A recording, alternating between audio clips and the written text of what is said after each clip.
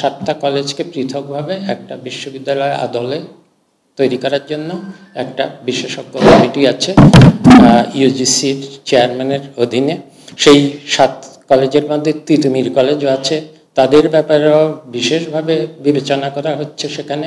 এবং তারা ছাত্রছাত্রীদের, এই 7 কলেজের ছাত্রছাত্রীদের যেসব বিড়ম্বনা এই কয়েক বছর ধরে তাদের যেসব অসুবিধাগুলো, এগুলোর জন্য তিতুমির কলেজ শুদ্ধ সবগুলো কলেজের প্রতিনিধিদের সাথে কিন্তু তারা বসেছেন।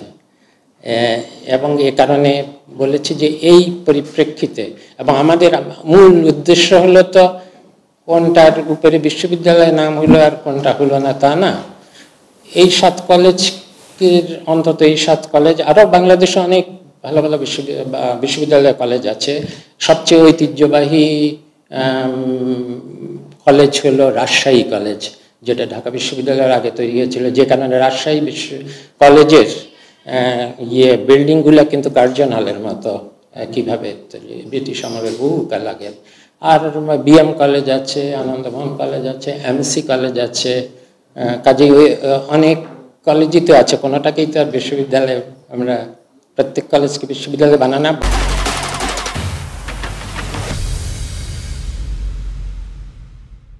7টা কলেজের জন্য আমরা একটা চিন্তা করছি যে এটা করা যায় কিনা।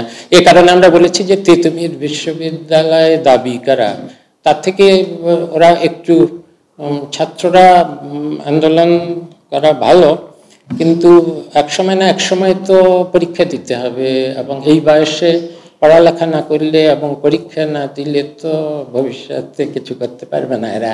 এবং এই জন্য আমি বলেছি সাধারণ তিতুমির কলেজেরও সাধারণ শিক্ষার্থীদের যাতে শিক্ষাক্রমে অসুবিধা না হয়, তারা ক্লাস করতে চায়, আমার কাছে অনেকে বলেছে, লিখেছে।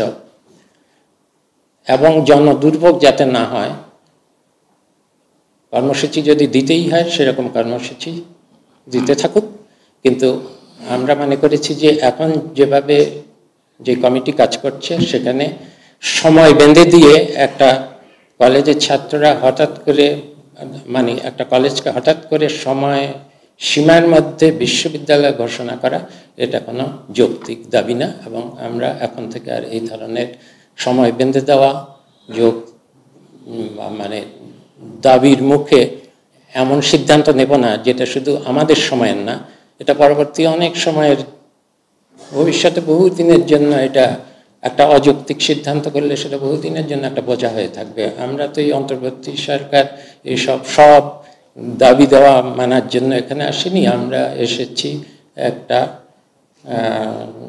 একটা সুশাসিত গণতান্ত্রিক ব্যবস্থায় উত্তরণের জন্য।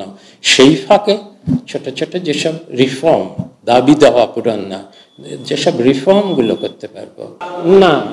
আমি তো বলেছি বিশেষ বিবেচনায়, যদি বাংলাদেশের কোনো কলেজকে আমি বিশেষ বিবেচনায় নেব, সেটা নেব রাজশাহী কলেজ।